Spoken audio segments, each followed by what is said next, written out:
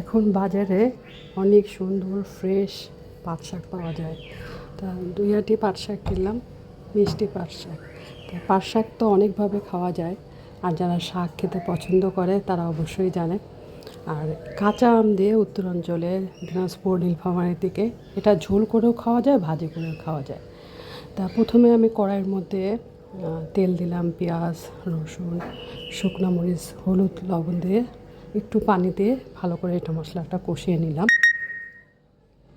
তারপর পাট শাক কুচিগুলো দিয়ে নাড়াচাড়া করে একটু পানি দিলাম। পাট শাকটা যদি কচি হয় তাহলে সিদ্ধ হতে সময় লাগে না। আমার পাট শাকটা বেশ কচি ছিল। যখন সিদ্ধ হয়ে গেছে তখন আমি কাঁচা আম দিয়ে দিলাম।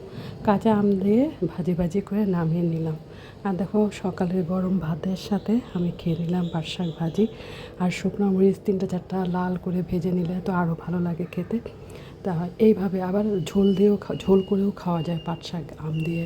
টক টক লাগে, ঝাল ঝাল লাগে, বেশ ভালো লাগে। তা আমি আজকে কাঁচা আম দিয়ে পাট শাক ভাজি করলাম।